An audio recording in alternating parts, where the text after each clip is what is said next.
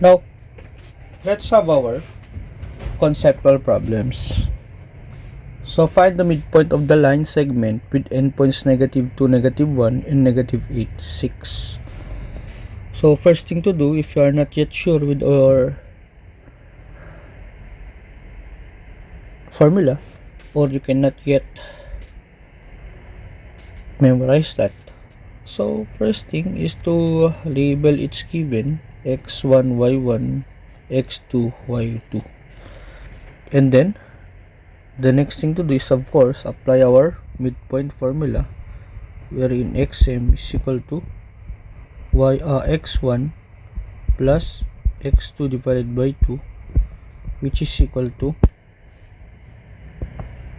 our x1, so we have -2, plus x2, which is equal to -8 divided by 2, so we have -10 all over 2, or we have -5 for my xm, and for my ym we have y1 plus y2 all over 2, which is equal to -1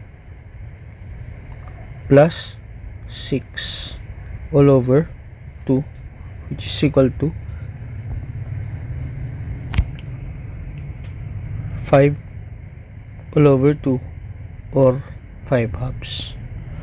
Therefore, from this, my midpoint is equal to -5 and 5 over 2. Okay, next, for example number 2, find the midpoint of the line segment with the endpoint 7, -2, and 9, 5. So similar with our example number 1. So this will be our x1, y1, x2, y2. So solving for our xm, or x midpoint, we have x1 plus y1 all over 2, x1 plus x2, I should say, all over 2, which is equal to 7 plus 9 all over 2, so you have 16 over 2, I have 8. Next is for my ym, so we have y1 plus y2 all over 2, which is equal to my y1, which is equal to 5 plus -2 all over 2, so I have 3 all over 2. Okay, therefore my midpoint is simply, we have 8 and 3 over 2. Next is to find for the diameter of a circle has a endpoints of -1 and -4 and 5 and -4. Find the center and radius of the circle. Okay, so if we would plot the problem, so let's have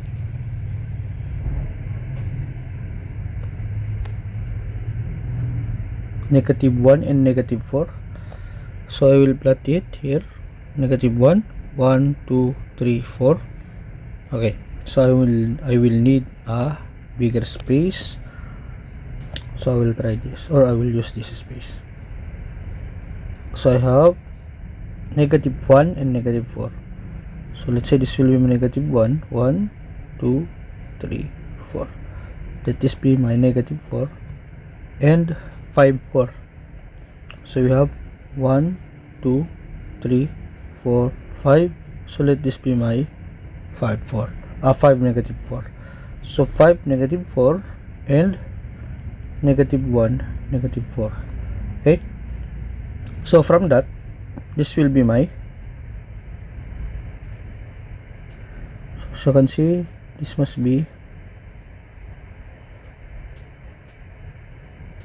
straight line, so that is a horizontal line. So we have 5, -4. Therefore it means that I have my center here. Okay, take note that the center of a circle is equidistant to any point in the circle, and from the center to any point is called our radius. Now, so for solving our radius, since there are two endpoints in the circle, which is our diameter, therefore we can solve for our center. So solving for the center of the circle, so solving for center,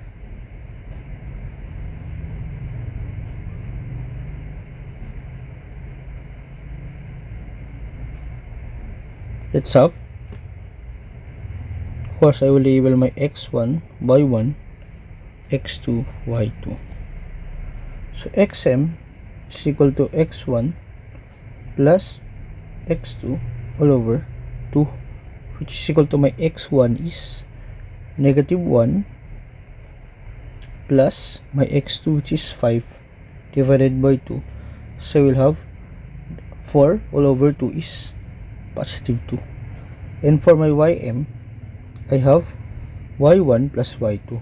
So y1 plus y2 all over 2, which is equal to -4 plus -4 all over 2. I have -4.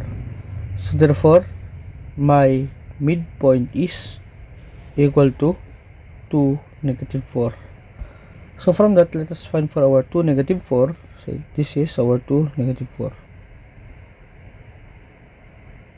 Okay, seems like not midpoint because of the symmetry of the drawing. Okay, sorry for that. This must be our midpoint. So we have 5, -4, -1, -4. Now for our radius, r is simply equal to square root of any point. We can use our point 1 or we can use our point 2, and of course our second point will be our MP. If I would use my P2, so therefore I will have 5 minus 2 square plus -4 minus -4 square is just equal to 0. So therefore I will have 3 square. My r will be equal to 3. So from that, since my r is equal to 3, if I would count 3 upward or 3 upward and 3 downward, so you can have 1, 2, 3 and 1, 2, 3. If I have a symmetrical point, okay, or if I have a good drawing, therefore we can create our circle. Okay,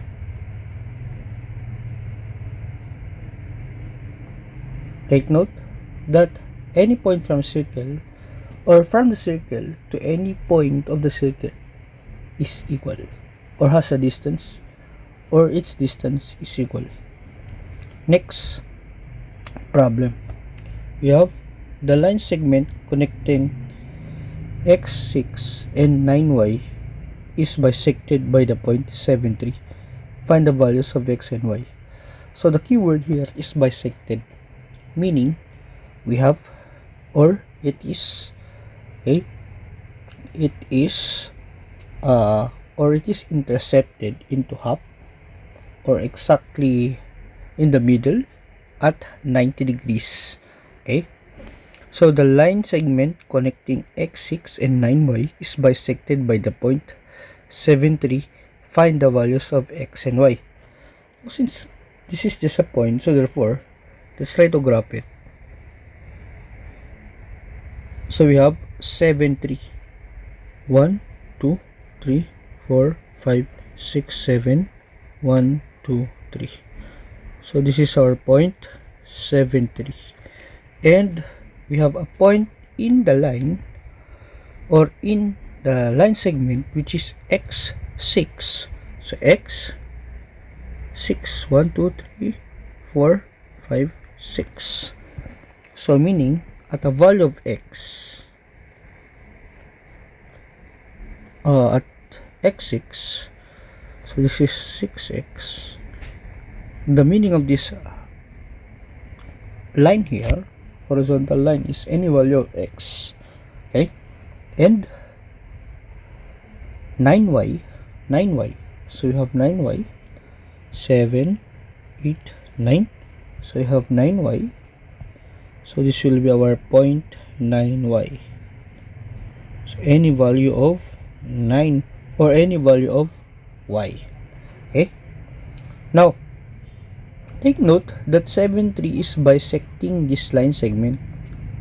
Therefore, 7, 3 is in the middle. Okay. So upon knowing that one, that 7, 3 is in the middle, therefore, we may say that 7, 3 is our midpoint. Since we have our xm is equal to y1 x1 plus x2 divided by 2, and my ym is equal to y1 plus y2 all over 2. Therefore, we can identify this as my x1, x2, y1, y2, and let's say this will be my xm and this will be my ym. So by substituting the values in our given to our formula, so we have my xm which is equal to 7 is equal to my x1 which is equal to x plus my x2 which is equal to 9 divided by 2. I will have a value equal to 14 equals x plus 9, wherein my x will be equal to 14 minus 9. This is equal to 5.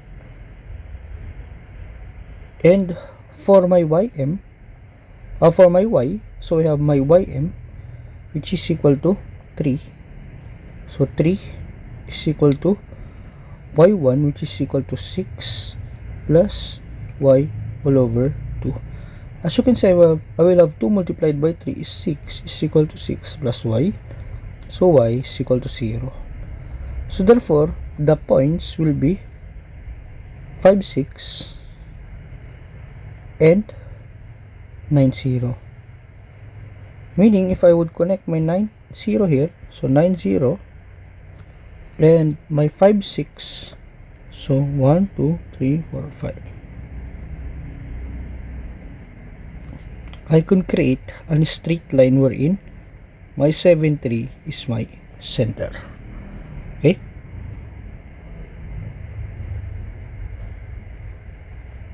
So that is for our midpoint formula.